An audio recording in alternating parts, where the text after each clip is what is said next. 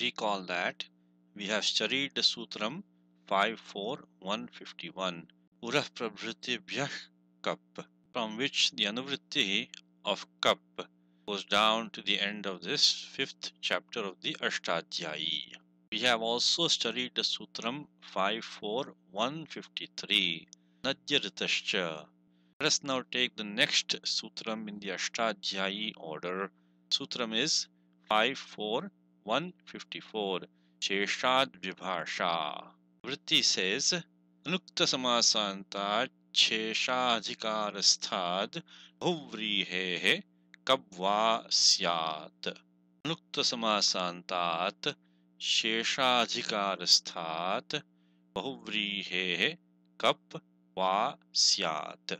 Meaning is, following a Bahuvrihi compound for which no other Samasantaha operation has been prescribed and which is composed using a rule in the Adhikaraha of Sheshaha, which runs from 2 to 23 Shesho Bahuvrihi to 2 to 24 Anekam Manya Padarte. The Tadhitaha affix Kap is optionally prescribed, and this affix becomes the ending member of the compound. Of course, Vibhasha means optionally. The note here from the Siddhanta Kaumudi states that Shesha Shabdortha Dvayaparaha. The word Shesha, as used in this sutram, carries two meanings. First is, it refers to a compound other than one, for which a Samasantaha operation has already been prescribed, and two, it refers to a compound composed by a rule in the Adhikaraha of Sheshaha, which runs from 2 to 23 Shesho Bahuvrihi to 2 to 24 Aneka Manya Padarte. So this is a very important point to remember about this sutram. The point is that the word Shesha used in this sutram carries two meanings. The first one is straightforward. This sutram applies only when no other Samasantaha operation has already been performed on the compound. The second meaning of Shesha as used in this sutram is a bit subtle. For this sutram to apply, the compound must have been composed using a rule in the Adhikaraha of Sheshaha. Now, the Adhikara of Sheshaha has only two rules. The first is, of course, the Adhikara Sutram itself, 2 to 23, Shesho Bahuvrihi. And the second is 2 to 24, Aneka Manya Padarte.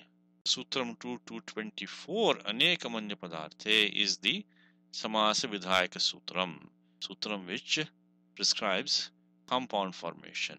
So basically what it comes down to is that for this Sutram 5.4.154 to apply, the Bahuvrihi compound must have been composed by using the Sutram 2 to 24 or a Vartikam under that Sutram 2 to 24. So please keep this point in mind.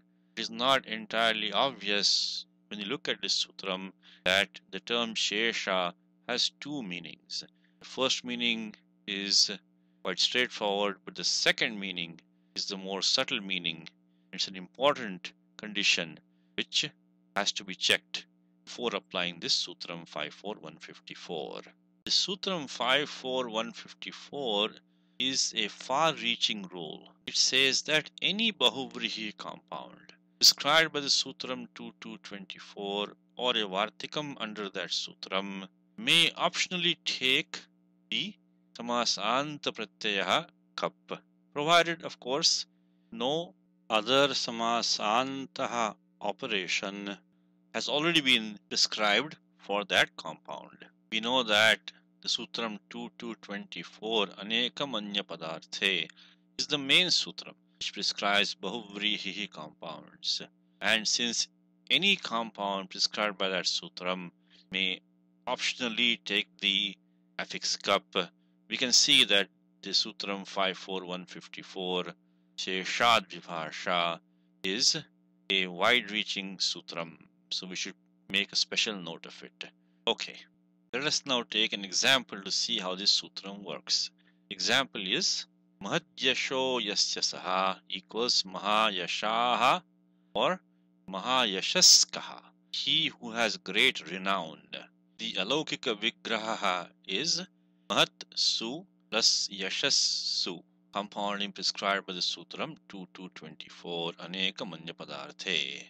Now, as per the Sutram 2235, Saptami Visheshane Bahuvrihau, the adjective Mahat Su is placed in the prior position in the compound. Now, Mahat Su plus Yashas Su gets the designation Pratipadikam by 1246 Kritadita Samasascha because we have formed a compound. This allows us to apply 2471 Supodhatu Pratipadikayoho in the next step to perform the look elision on the supaffixes Su and Su, which are inside the compound Pratipadikam. So now we get Mahat Yashas.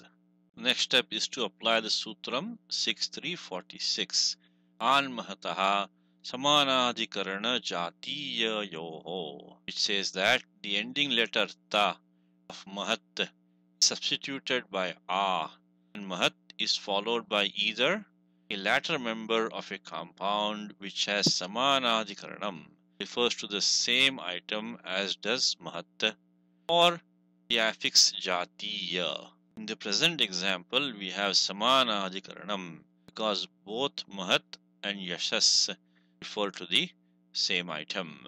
Mahat is qualifying Yashas, so they're both pointing to the same thing. So the conditions for applying 6346 are satisfied, and as per the Paribhasha Sutram 1152, Lontyasya, only the ending letter Ta of Mahat is replaced by A. Then we apply Akasavarne Dirghaha, Sutram 61101, to get the final compound Pratipadikam Mahayashas. We know that the gender of a Bahuvrihi compound matches that of which it qualifies. In the present example, Naraha is being qualified, hence we assign the masculine gender to the compound Pratipadikam Mahayashas. Lines like Vedas Shabdaha. In the Prathama Ekavachanam, bring in the affix Su as per the Sutram 412, Swau, Jas, Out, etc. The nasal letter U of the affix Su is It as per 132. Upadeshe Janunasika It, and takes Lopaha by 139, Tasya Lopaha. So now we have Mahayashas plus Sa. Next step is to apply the Sutram 6414 Tatvasantasya Jadhatoho, which says that when the affix Su, which is not Sambuddhi, follows a base that ends in Atu or a base that ends in As, which is not of a verbal root, has its penultimate letter elongated. Now we do have the affix Su, Prathama Ekavachanam. It is not used in the vocative, it's not Sambuddhi, and we do have a Angam, a base, which is ending in As, which is not of a verbal root, and therefore the penultimate letter A of Mahayashas gets elongated. So now we have Mahayashas plus Sa. Next step is to apply the Sutram 6168 Halnyabhyo Dirghat Sutisya Pruktam Hal, to perform the elision of the single letter Sa of the affix Su, which is following the consonant, the Hal letter Sa of Mahayashas. So now we have Mahayashas, which gets the designation Padam by 1414, Suptingantam Padam, with the help of the Paribhasha Sutram 1162, Pratyaya Lope Pratyaya Lakshanam. Even though the affix Su has been elided, it leaves a Lakshanam behind, which is enough for us to assign the Padasanya to Mahayashas. And finally, based on the Padasanya, we do Rutva Visargau by applying the Sutram 8266, Sasajusho Ruhu, followed by 8.3.15. Karavasanayor visarjaniyaha. You get the final form of the Prathama Ekavachanam as Mahayashaha.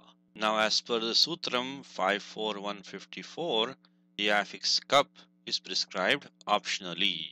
So let us now consider the case where we do use the samasanta pratyayaha kap. So kap pakshe we have Mahayashas plus kap. The present Sutram 5.4.154. Sheshad vibhasha.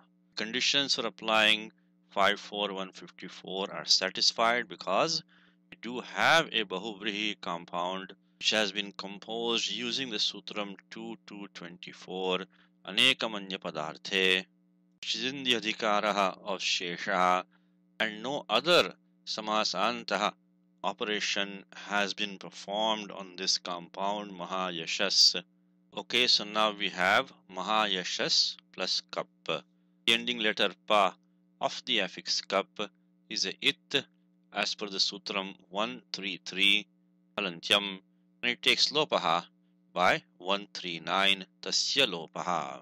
Now Mahayashas gets the designation padam as per 1.4.17 Swadishva Sarvanamasthane.